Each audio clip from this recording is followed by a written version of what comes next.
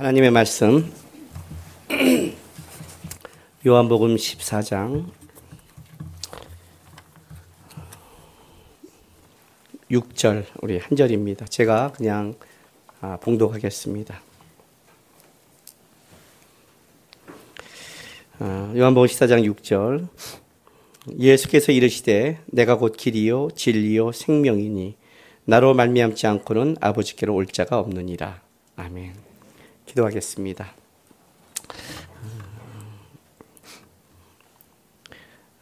이 땅에 와 주셔서 우리의 길과 진리와 생명이 되주셔서 감사합니다. 오늘도 주의 은혜 아니면 우리가 그 길을 알 수도 없고 진리를 깨달을 수 없고 생명을 누릴 수 없음을 고백합니다. 주님 이 시간에 주의 귀한 말씀을 접하는데 성령 하나님 우리의 무지함 속에 역사해 주셔서 바른 길과 바른 진리와 살아있는 생명을 누릴 수 있도록 이 시간 역사해 주시고 함께하여 주시옵소서. 사랑하는 성도들이 주 앞에 나와 드린 예물을 위해서도 기도합니다. 다 주께서 주신 것이고 주의 은혜지만 주께서 주심을 알고 감사하고 그리고 마음을 다해 드린 겁니다. 주의 영광스러운 크기에 감히 드렸다고 할 수 없지만 그 마음을 기쁘게 받아주시고 여전히 세상을 살아가는 주의 자녀들 가운데 우리 하나님 도와주셔서 하나님의 은혜로 영육간에 맛보고 감사할 수 있도록 성도의 자녀의 삶 속에 함께하여 주시옵소서. 감사하며 예수님의 이름으로 기도했습니다. 아멘. 부활주일입니다. 2시 반에 오니까 감격이 없나요? 새벽 이른 미명에 와야 되는데 부활절은 그렇죠? 전도사 때 부활절 설교를 하면 저는 전도사 때부터 설교가 좀 명쾌해서 부활절 설교 아주 명쾌하게 그냥 어떻게 전도사님이 저렇게 설교할 수 있나 하고 명쾌하게 설교를 잘했습니다. 표정들 잘 하십시오. 목사가 돼서 이제 부활절 설교를 하는데, 명쾌할 뿐만 아니라 깊이까지 더해져서 주님의 생명과 넓이와 깊이를 아주 깊이까지 더해졌습니다. 이제 그 목사로 이제 좀 더 지나고 이제 50대가 넘어갔더니 이제 부활절 설교를 하는데, 어저께 제가 밤에 우리 집사람 앞에서 이렇게 말했습니다. 야, 부활절 설교 뭐하지? 진짜 어렵다라고 말했습니다.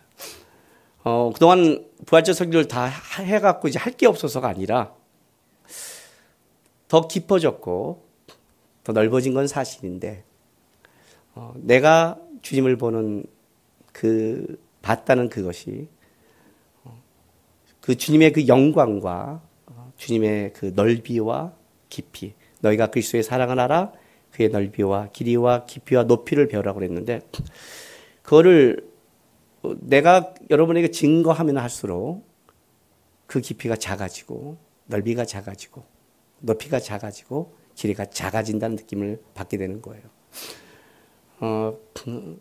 외국 나가서 아주 굉장히 아름다운 그 배경을 갖고 사진을 찍어서 보여줍니다. 야, 여기 어떤 줄 알아? 보여주면 걔가 이렇게 말합니다. 좀 넓네. 왜냐하면 결국 사진의 크기는 똑같은 거예요. 그렇잖아요. 내가 아무리 내 안에 담으려 해도 사진기의 크기, 그러니까 조금 옆으로 파노라마, 옆으로 길 뿐이에요.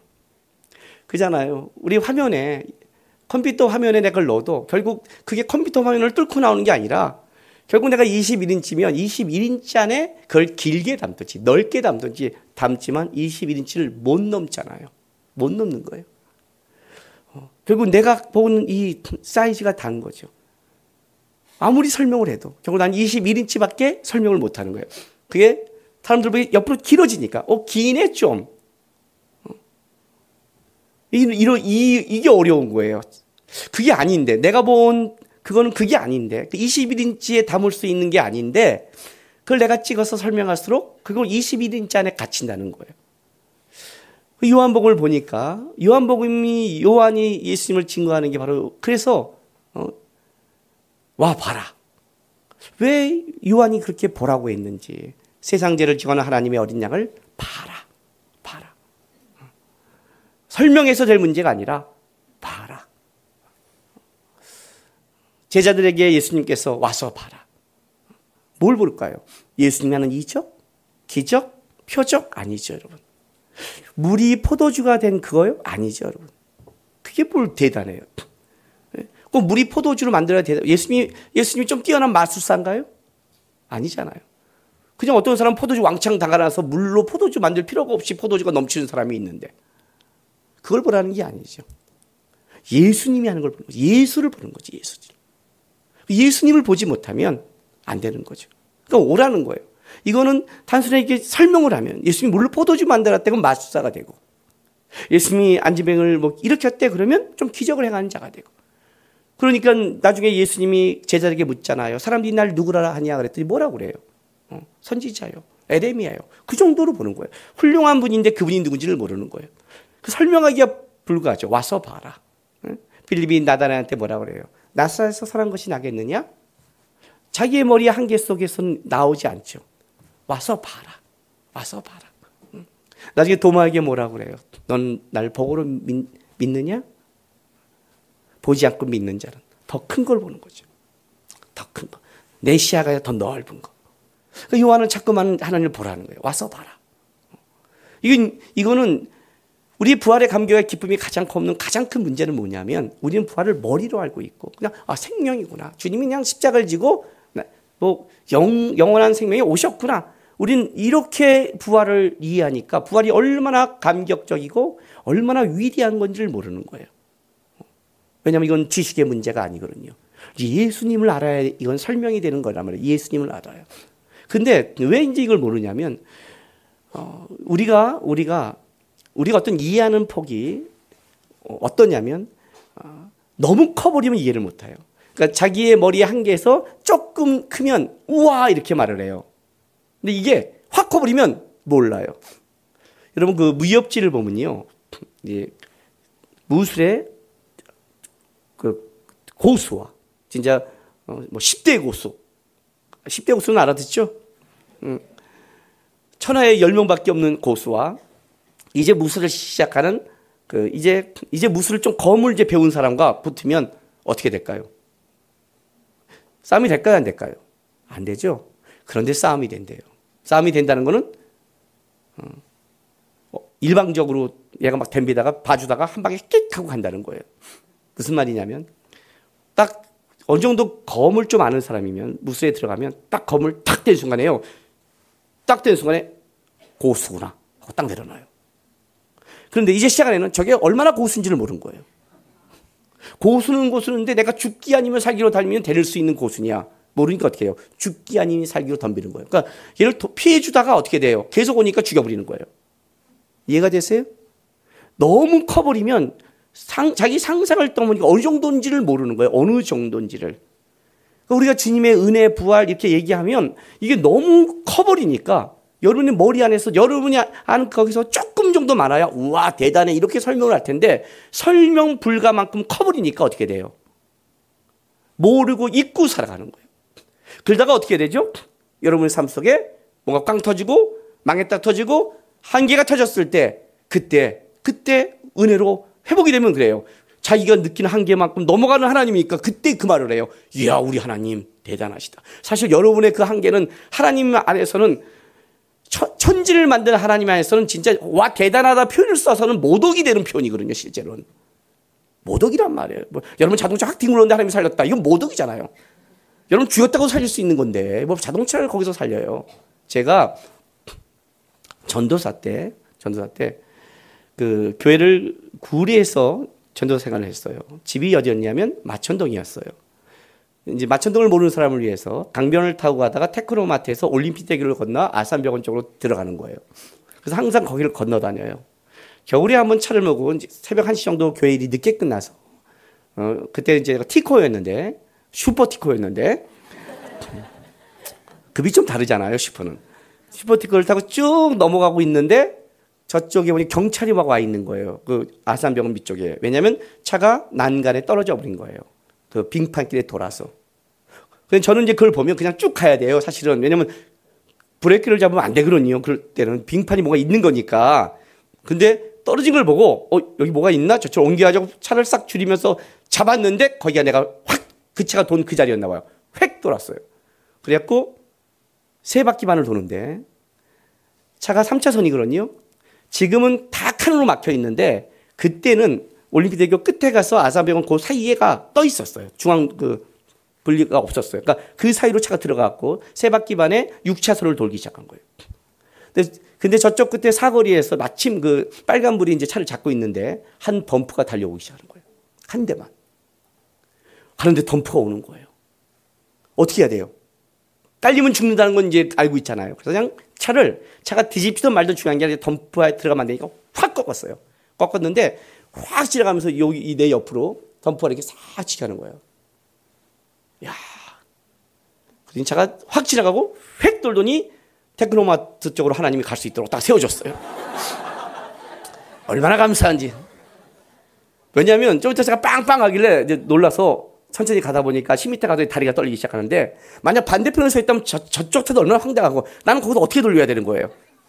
야, 주님께서 반대편으로 신앙은 방향성이라고 그러잖아요.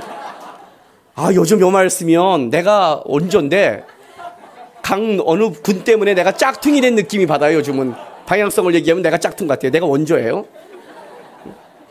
방향성의 문제도 딱 태클마트 했어요. 넘어가고 다시 돌아서 집에 갔어요. 문을 여는데 시댁살이 할 때예요. 우리 집사람이 어떻게 하겠어요? 일하고 있는 시댁살이에요. 여기다 핀 하나 꽂고 뭐 알죠? 시부모 모시는데 저한테 뭐 하겠어요? 들어오라 걸고 약간 복장은 뭐 일하는 복장이 이해되시죠? 핀 하나 꽂고 이해되죠? 딱 왔는데 여태까지 본 내가 우리 집사람이 최고의 아름다운 모습 아니에요. 그리고 들어갔는데 우리 부모님 그렇게 원망스러웠는데 그날 하나도 원망스럽지 않아요. 왜? 죽었다가 살아났잖아요. 못 볼 걸 봤잖아요. 그죠? 내가 바뀐 거 아니에요. 내가. 참 놀랍죠? 우리는 은혜를 준다면 은혜를 알까요? 아니, 몰라요. 제가 그때 알았어요. 항상 있는데 준다고 아는가? 하나님이 우리에게 준 은혜의 크기가 얼마나 넓은 줄 아세요? 하늘을 두루마리 삼아 바다를 먹물 삼아 써도 쓸 수 없을 만큼 은혜가 크대요. 근데 우리는 하늘을 두루마리 아니라 A4 용지 한 장을 쓰라면 은혜를 쓸 게 없고 불만을 쓰라고 그러면 하늘을 두루마리 삼아 바다를 먹물 삼아 3배 가량을 채워서 할 수 있는 거예요. 그렇죠? 네. 몰라요. 왜? 그분이 준 은혜를 몰라요. 그분이 우리에게 해준 걸 몰라요. 실제 이게 문제인 거예요. 왜 이게 모르냐면 주님이 하신 그 큰 은혜를 가장 모르는 가장 첫 번째는 우리가 얼마나 죄인이고 우리가 얼마나 끔찍한 데서 주님이 생명으로 끄집어낸지를 몰라서 그래요. 주님을 설명할 때 가장 크게 얘기한 게 뭐냐면 그분은 사망에서 생명으로 옮겼다고 그래요. 어떤 종교도 신이 그 한낱 하찮은 피조물을 내와서 그가 스스로 죽는다는 그런 신은 없어요. 그리고 그 신이 부활해서 그를 생명으로 끌어간다고 말하진 않아요. 그래서 주님은 항상 대표적인 게 사망에서 생명이라고 그래요. 그러면 여러분 우리는 어떻게 생각하냐면 물론 사망도 크고 생명도 부활도 크지만 이렇게 설명하면 안 돼요. 왜냐하면 사망은 뭐의 대표성을 갖고 있냐면 죄의 대표성을 가지고 있는 거예요. 그건 빙산의 일각이에요. 그러니까 빙산이 딱 떴을 때 이 앞에 사망으로 보일 뿐이지 그 밑에는 죄란 커다란 게 있는 거예요. 마찬가지예요. 예수님이 부활 그러면 우리를 부활해 줬어라고 그렇게 은혜로 끝나면 안 돼. 그 부활은 빙산의 일각이에요. 부활로 들어갈 뿐이지 그 생명의 깊이는 넓은 거예요. 근데 왜 사망에서 부활이라고 이렇게 대표성을 갖느냐? 왜 이렇게 갖느냐? 죄를 설명하기 때문인 거예요. 죄가 뭔지를 설명해야 되는 거예요. 예?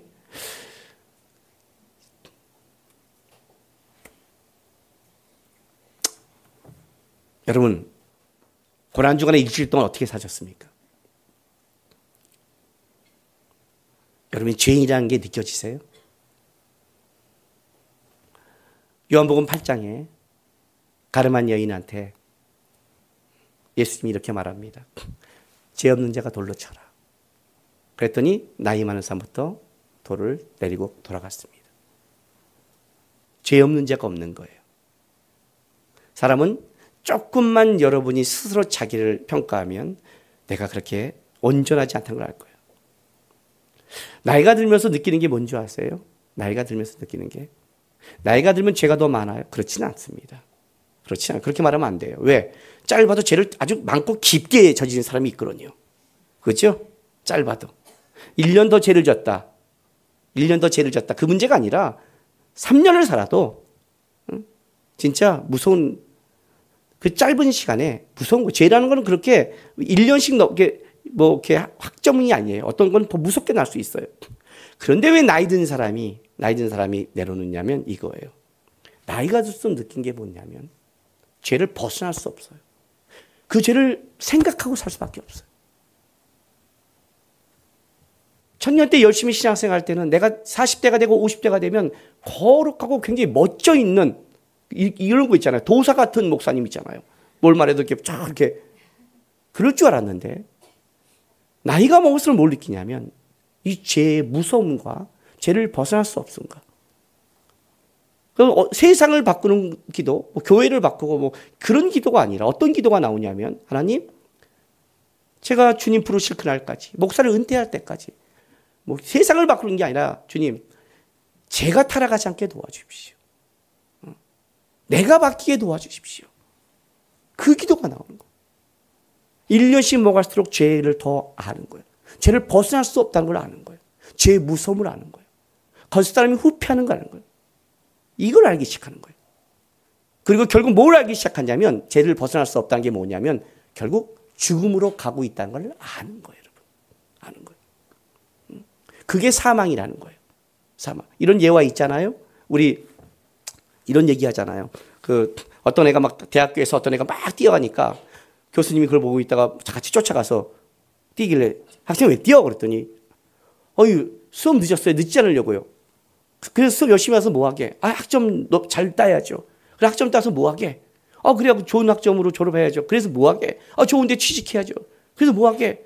그래갖고 또 좋은 데서 해서 또 멋진 사람한테 결혼해야죠. 그래서 뭐 하게? 멋있는 가정 만들어야죠.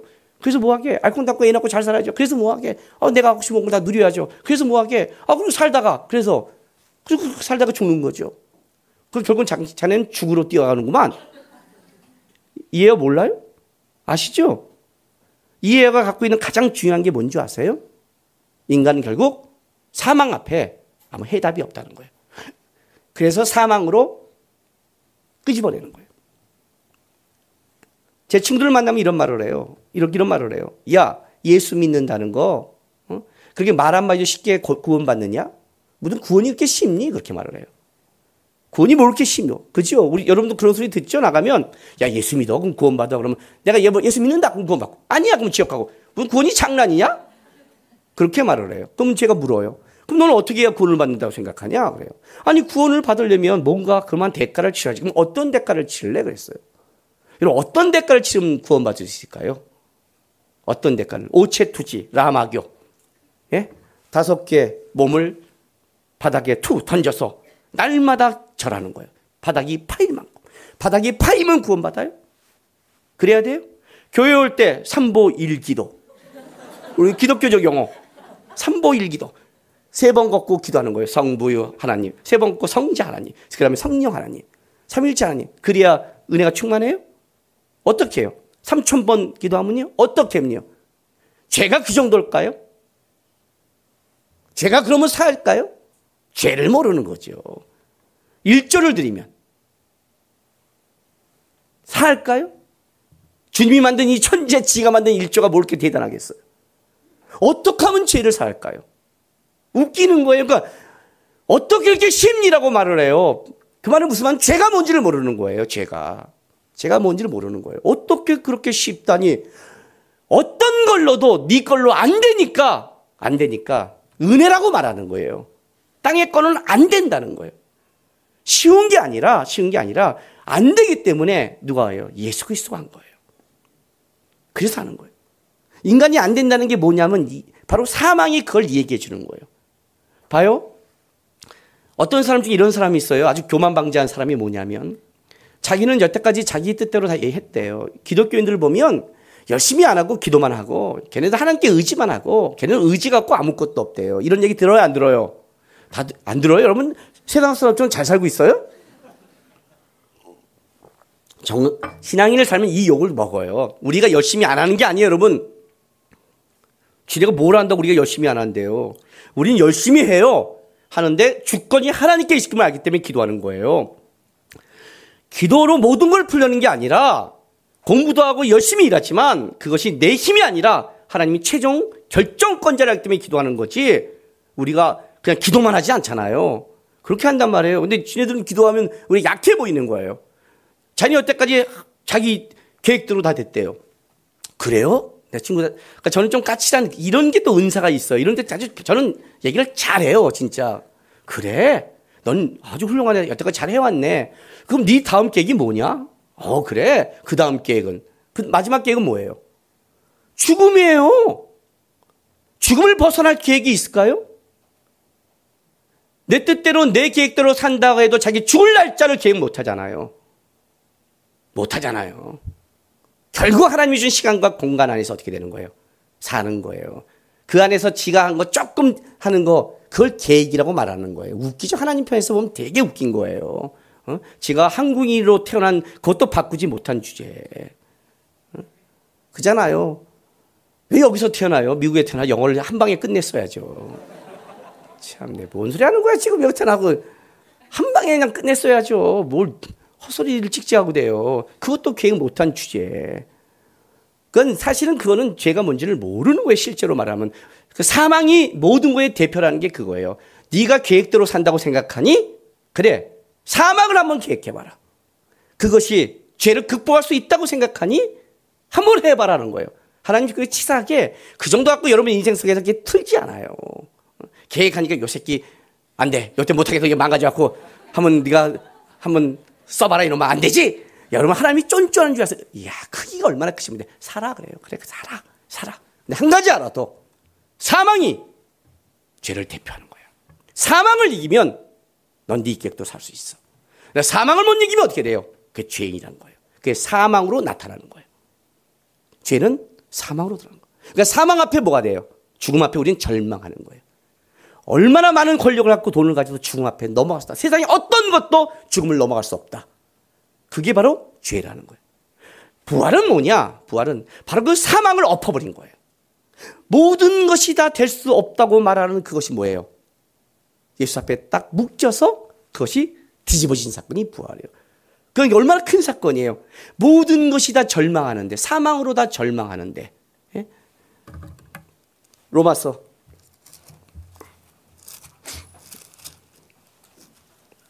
3장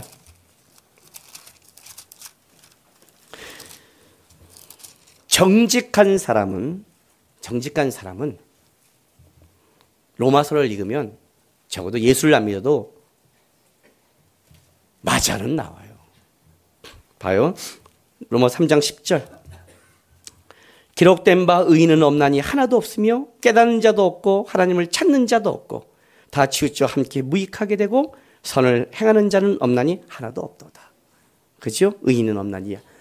여러분 고백되지 않아요? 그지 고백되죠? 딱 알죠? 여러분 딱 하면 죄가 딱 반응하죠? 찡하고 반응하죠? 선이 없죠? 봐요. 로마서 7장 18절 보세요. 3장 23절 보고 23, 24절 보고 넘어갈게요. 모든 사람이 죄를 범하였으며 하나님의 영광에 이르지 못하더니 그리스도 예수에 있는 속량으로 말미암아 하나님의 은혜로 값없이 의롭다 하심을 얻는 자 되었느니라. 모든 사람이 죄를 범하였어. 그 죄가 얼마나 무섭냐면 로마서 7장 가보세요.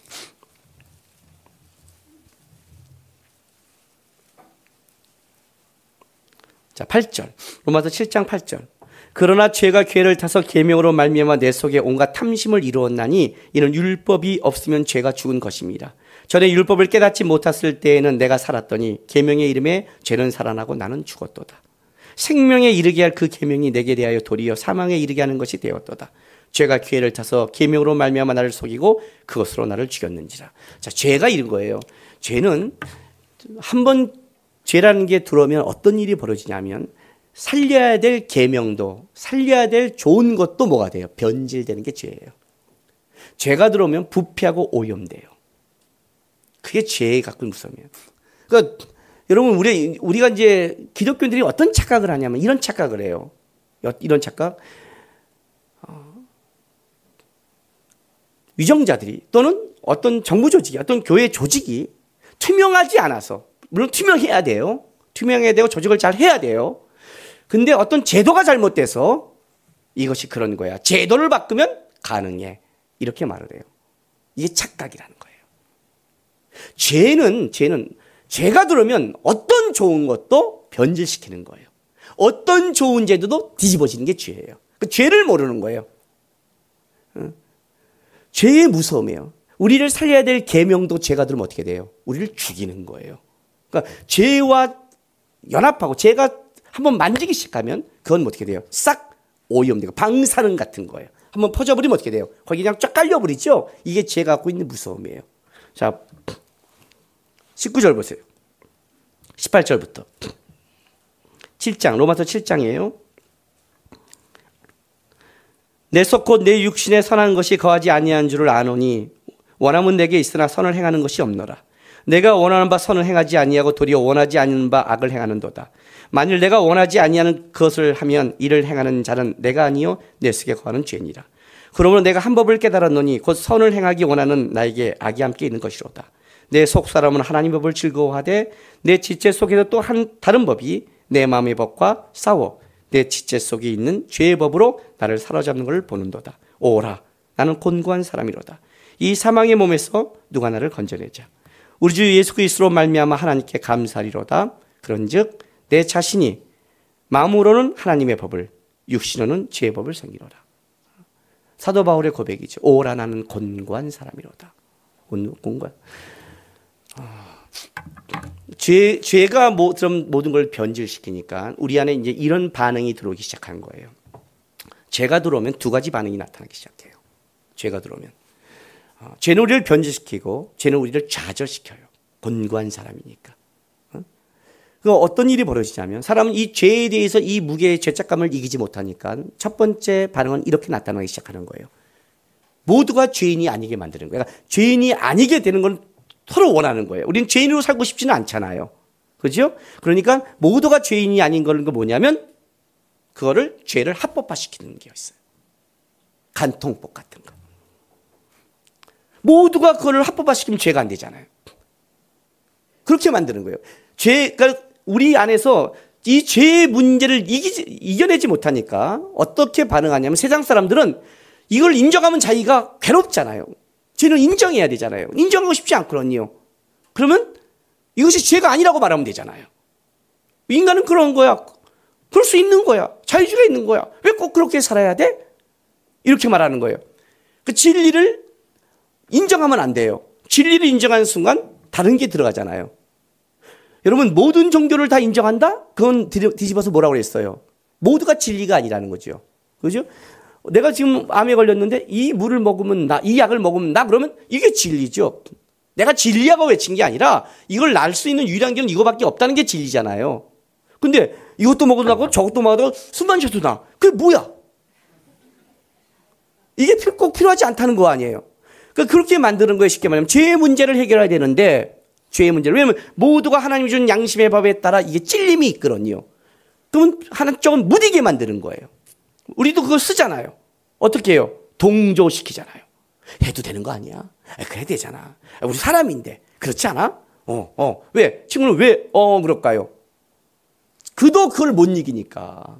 말했잖아요. 저한테 와서 3번 강요하면 저도 한다고. 저도 사람이니까. 저도 못한 게 있으니까. 목사님 꼭 그래야 돼요? 안 되지. 꼭 그래. 꼭이라고 그러면 꼭 목사님은 나도 할 때가 있지. 그러니까요. 그래 해. 이렇게 돼요. 저도. 왜냐면 나도 거기에 대해서는 벗어나지 못하니까. 그러니까 우리 무디게 만드는 거예요. 간통법 얘기할 때 아주 재밌는 게 뭔지 아세요? 이렇게 저에게 말해주는 사람이 있어요. 간통법이 폐지돼? 그랬더니 이렇게 말을 해요. 다른 나라는 거의 다 폐지되고 있는 나라가 몇 개 안 돼요. 이래요. 꼭 있는 나라가 후진국처럼 얘기를 하는 거예요. 아니 다른 나라가 다 폐했다고 해야 되는 거예요? 그런 논리가 어디 있어요? 오히려 그래? 다른 나라는 다 해? 우리만 지켜야지. 이렇게 나가야지. 이해가 돼요? 그러니까 세상은 뭐냐면 죄가 이 죄 문제에 대해서 다 얽매여 있는 거예요. 아닌 것처럼 얽매여 있는 거. 얽매여 있으니까 무디게 만드는 거예요. 다 하자. 다 허락하자. 서로 간섭하지 말자. 그게 종교다운주의예요. 어떤 자 진리로 말하지 말자. 다 인정하자. 다 인정하자. 같이 살자. 왜 우리가 여기서 해야 되냐? 이 말은 죄의 문제에 대해서 마음대로 하라는 거예요. 또 하나는 이 문제가 있어요. 또 하나는 이렇게 해결하지 못하는 거예요. 민감한 거예요. 예민하는 거예요. 죄에 대해서. 죄를 인정하는 거예요. 오라 나는 곤고한 사람이로다. 이 사망의 몸에서 누가 나를 건져내랴. 인정을 하는데 벗어나지는 못하는 거예요. 미쳐버리겠죠. 죄책감과 미치겠지 않겠어요? 미친단 말이에요. 사실 이게 여러분들이 해야 되는 거예요. 여러분들이 무리해서는 안 된단 말이에요. 여러분 저쪽 말하고 있는데 나도 그렇게 생각해. 그럼 큰일 나는 거예요. 사실 우리는 이쪽이란 말이에요. 민감한 거예요. 죄를 아는 거예요. 죄가 느껴지는 거예요. 아닌 거 알아요. 근데 문제는 그걸 내가 이겨내지 못하는 거예요. 생각 안 할 수 없는 거고. 이겨내지 못, 그죠? 끌려가는 거예요, 나도. 아닌 건 한데 끌려가요. 그럼 어떻게 해야 돼요? 이 민감성. 어떻게 살아야 될까요? 그래서 이쪽은 더 어디로 집중하냐면 예수께 집중을 해요. 그래서 신앙은 예수께 집중하는 거예요. 로마서 8장 1절 보세요. 그러므로 이제 그리스도 예수 안에 있는 자에게는 결코 정죄함이 없나니 이는 그리스도 예수 안에 있는 생명의 성령의 법이 죄와 사망의 법에서 너를 뭐예요? 해방하였습니다. 이쪽 문제 하나는 둔감해서 다 해버리는 걸로 끝나고 해결책을 한쪽은 뭐예요? 그쪽은 끌려가지 못하니까 어떻게 돼요? 이걸 해결한 분을 붙잡게 되는 거예요. 예수 안에서 가능하다. 그러니까 중간지대는 없는 거예요, 여러분. 신앙은 무뎌지거나 예수께 집중하는 거예요. 오늘 제가 보면 오직 예수라고 했어요. 왜 예수인 줄 아세요? 오늘 우리 예배 찬양 중에 오직 예수 불렀죠? 그 콘티 짠 거 아니에요, 소리요. 저는 어저께 오후 4시에 본문 제목을 넘겨줬는데 콘티는 먼저 나온 거예요. 이제 하나님의 은혜죠, 그죠? 반복은 강조다. 오직 예수다. 왜 오직 예수인 줄 알아요? 요한복음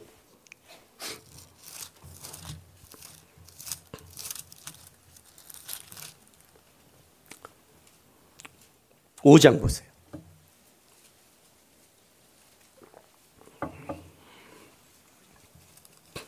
5장 2절. 예루살렘에 있는 양문 곁에 히브리 말로 베데스다라는 못이 있는데 거기 행각 5이 있고 그 안에 많은 병자, 맹인, 다리 저는 사람, 혈기 마른 사람이 누워 물이 움직임을 기다리니 이는 천사가 가끔 못에 내려와 물을 움직이게 하는데 움직인 후에 먼저 들어가는 자는 어떤 병에 걸렸든지 낫게 됨이더라. 거기 38배 된 병자가 있더라. 예수께서 그 누운 것을 보시고 병이 벌써 오래인 줄 아시고 이르시되 내가 낫고자 하느냐.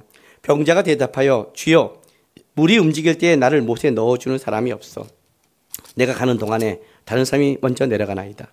예수께서 일어나 그 자리를 들고 걸어가라 하시니 그 사람이 곧 나아가 자리를 들고 걸어가니라. 이날은 안식일이니 유대인들이 병나은 사람에게 이르되 안식일인데 너가 자리를 들고 가는 것이 옳지 아니하리라.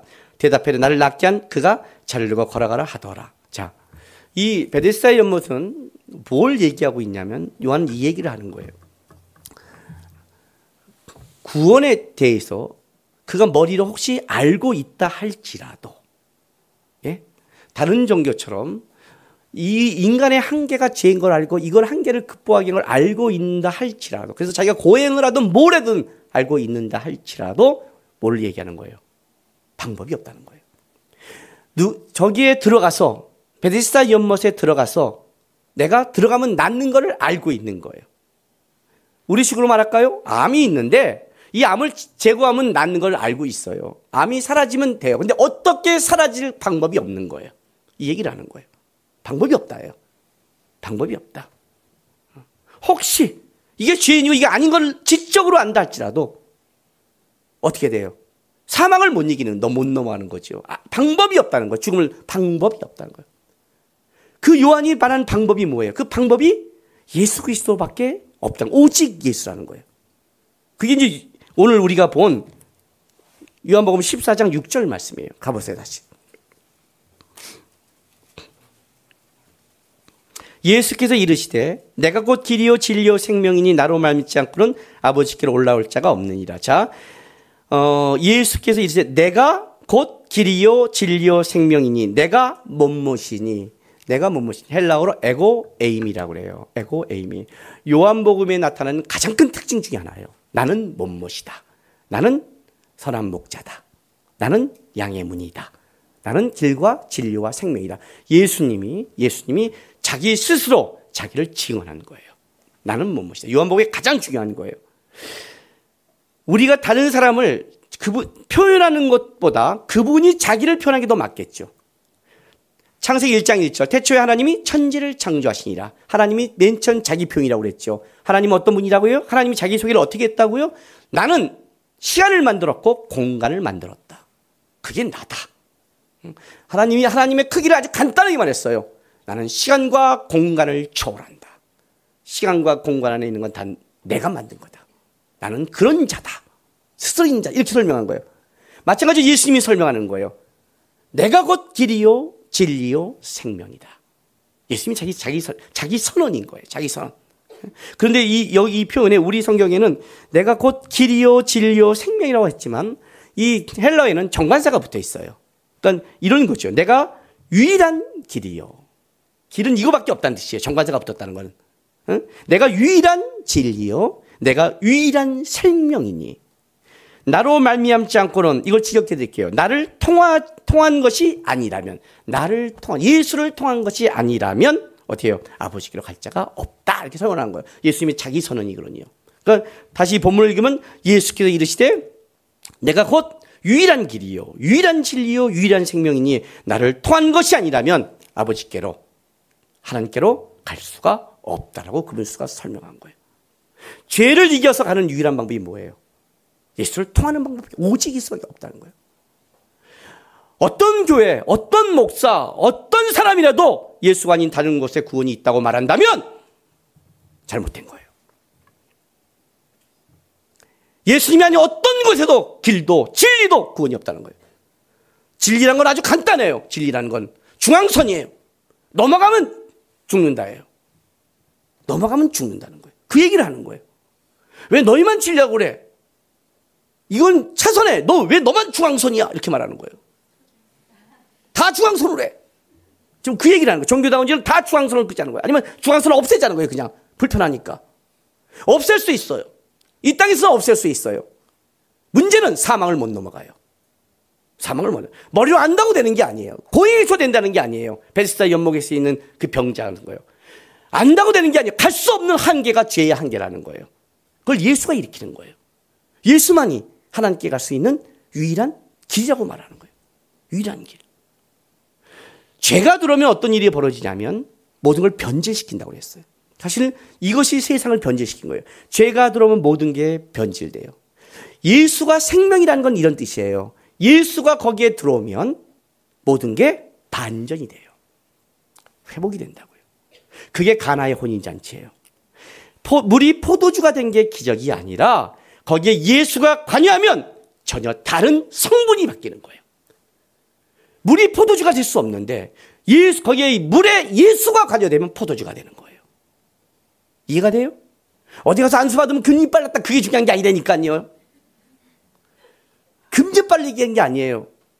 예수가 관여하면 다른 질이 되는 거예요. 다른 질. 죄인이 의인이 된다니까요. 사망이 생명으로 바뀌어요. 질적인 완전한 다른 변화가 벌어지는 거예요. 그래서 예수가 표적이고 오직 예수라고 말하는 게 여기 있어요. 그냥 단순히 구원받는 건 천국 가는 그걸 말하는 게 아니라 예수가 관여되지 않는 모든 것은 죄가 관여되기 때문에 그게 의로워 보이고 선해 보이고 아름다워 보이지만 결론은 뭐예요? 거기는 부패와 오염이 시작되는 거고 예수와 그것이 부닥치면 어떻게 돼요? 거기서 생명과 아름다움과 그것이 반전으로 나온다는 거예요. 예수님이 오셔서 병자를 고칠 때 그래서 문둥병자를 걸 때 안수하시죠. 손을 대고 하시죠. 왜 손을 댈까요?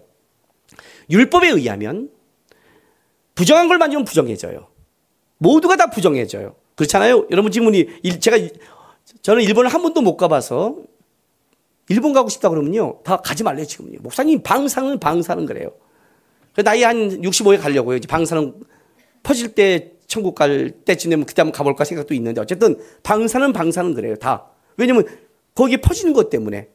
그러니까 부정을 맞으면 다 부정해지는데 놀랍게도 예수가 딱 만졌는데 부정이 예수께 오는 게 아니라 정함이 부정함을 살려버려요. 본질이 바뀌었단 말이에요. 그 얘기를 하는 거예요. 병을 고쳤다가 아니라 우리는 다 왜 여기에 빠졌냐면 예수가 어떤 문제를 예수의 그분을 안 보는 거예요. 그분의 크기와 위대함을 보는 게 아니라 여러분 인생 속에 그 잘 자란 문제 그것만 바라보고 있다가 그거 해결해지면 그것 때문에 팔짝팔짝 뛰고 있는 거예요. 주님이 진짜 팔짝팔짝 뛰겠어요, 진짜 이건. 그죠? 이 미치겠는 거야, 이 문제 때문에. 물이 포도주가 돼. 이거 술 그렇게 그냥 가서 포도주 쳐들어 그냥. 그걸 말하는 게 아니에요. 그걸 포도주가 있다, 뭐 병이 나왔다 이 문제는 아니라 본질이 바뀌더라, 질이 바뀌더라, 예수가 관여되면 달라지더라, 사망이 생명으로 바뀌더라, 사망마저도 생명으로 바뀌더라. 그게 부활이라는 거예요, 부활. 그러니까 부활은 단순히 생명이 아니라 우리 삶의 모든 영역 속에 부활해주는, 주님이 거기 간섭하면 거기에 뭐예요? 변화와 본질이 바뀌는 질적인 역사가 있는 거예요. 이렇게 말하면 또 돌아서 이렇게죠. 주님, 우리 집에 지금 돈이 문제가 힘든데 해주세요. 왜 돈을 안 오나요? 이렇게 말하죠. 아니에요. 여러분의 먼저 본질이 바뀐다니까요. 본질이 바뀌어요. 그게 부활이라고 말하는 거예요, 부활. 여러분, 우리가 십자가 할 때 제가 십자가가 왜 예수님이 십자가를 져야 돼요? 왜요? 벌에는 두 가지 의미가 있다고 그랬어요. 벌에는 첫 번째가 뭐예요? 교정하는 거라고 그랬죠. 교정하는 것. 누가 자녀를 죽이겠어요? 고쳐놔야 살아가는 게 있다고 그랬죠. 또 하나는 뭐가 있어요? 벌에는 해방의 의미가 있다고 했어요. 벌을 받아야 어떻게 돼요? 자유함이 있잖아요. 제가 잘못했는데 그냥 용서하면, 저쪽이 너무 용서가 커서 용서해 그러면 얘가 어떻게 돼요? 얘가 못 견뎌. 그러니까 여러분 스스로, 하나님이 안 해도 여러분이 스스로 하잖아요. 주일 예배 빠졌다가 어디 가다 꽝 다치면 어떻게 돼요? 아유, 내가 주일 예배 빠져서 그래. 그냥 지가 편하려고. 주님은 딴지 안 걸었는데. 십자가를 왜 주셨냐면, 십자가는 하나님이 죄를, 사망을 처리하는 방법이라면, 사망을 완전히 끝내는 것도 있지만 또 하나는 뭐가 있어요? 사망이 우리에게 왕노를 못하게 하려고. 왜? 자유를 주려고. 만약 우리에게 잘못해서 사망이 와서 얘기한다면 우리는 뭐라고 말을 해요? 너는 간섭하지 마. 예수님이 끝냈어. 나는 예수와 다시 접목하는 삶이야. 내 실수도 그분과 접목하면 다시 바뀌는 거야. 그게 그리스도인의 삶이라는 거지. 이게 부활. 그러니까 부활은 우리 삶 전체 영역에 다 퍼져 있는 거예요. 사단이 여러분에게 뭐라고 그러고 여러분이 실수와 잘못한다면 누구랑 연합하라고요? 예수랑 연합하라고요. 나 같은 죄인이? 그게 예수와 연합하면 바뀐다니까요. 예수가 여러분을 바꿔요. 물이 포도주가 되듯이. 그것이 반전이 벌어지는 거예요. 이게 부활이에요. 이 예수를 어떻게 전할래요? 너무나 크신 주님을 어떻게 하실래요, 여러분? 어떻게 하실래요? 세상 사람들은 죄와 연합해요. 생각하는 게 죄예요. 죄를 보편화시켜요. 그거밖에 살아가지 못해요. 여러분은 누구예요? 여러분 생명과 부활, 길과 진리요 생명이신 예수 안에 있는 자예요. 여러분 안에 하루하루를 예수님과 연합하고 부활의 주와 함께함으로 여러분의 질이 어떻게 바뀌는가를, 여러분의 인생이 어떻게 반전시키는가를 여러분이 보여주세요. 주님이 어떻게 말도 안 되는 내 사고 속에, 내 환경 속에, 나같이 죄가 가득한, 죄밖에 생각 못하는 이 속에 그 예수가 어떻게 죄를 잠재우고 어떻게 그거를 생명으로 바꾸는지, 그러기 위해서 날마다 예수와 연합하고 부활의 주를 바라보고 생명의 주와 같이 가는 거예요. 사람들이 볼 거예요. 이해는 못하지만 어떻게 저럴 수가 있지? 어떻게 물이 포도주가 되지? 어떻게 죄가 저렇게 살지? 어떻게 저기서 저런 열매가 나오지? 저기서 저런 열매가 나와요. 말도 안 되는 데서 놀라운 게 나와요. 거기에 예수가 같이 한다면 본질과 질이 바뀌는 거예요. 그게 부활이에요. 이렇게 말하기도 너무 작아요. 그건 제가 말한 건 부활의 아주 일부예요. 우리 주님은 이거보다 훨씬 크고 훨씬 위대하고 훨씬 대단하세요. 아셨어요? 믿음의 주요 온전케 하신 예수를 바라보면서 믿음의 삶을 살아가시기를 부탁드립니다. 기도하겠습니다. 이 시간 우리 다 같이 다짐의 기도합시다.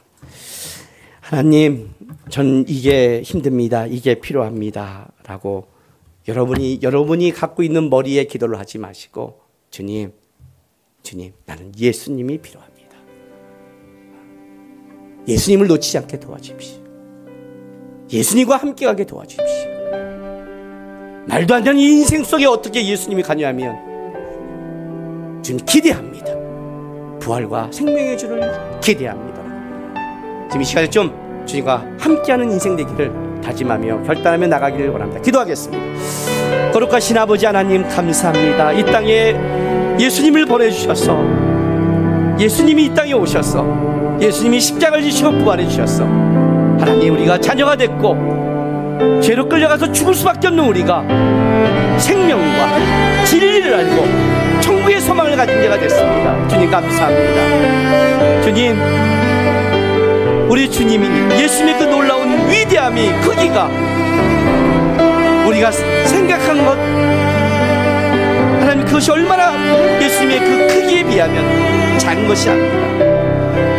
예수를 보게 도와주십시오. 예수님을 붙들게 도와주십시오. 길과 진리요 생명이신 주님과 함께하게 도와주십시오. 그 예수님이 우리 인생과 사망을 생명으로 바꾸듯이 우리 인생을 어떻게 바꾸는지, 어떻게 만족시키는지, 어떻게 그 예수님과 함께한 인생이 부여한지, 아무것도 없는 자 같으나 모든 것이 있을 수 있는지, 하나님, 예수로 이어지는 인생 되게 하시고 예수님 때문에 보여지고 드려지고 감격하는 인생으로 삼아주십시오. 부활과 생명의 주님, 우리 성도의 모든 가운데 함께하여 주십시오.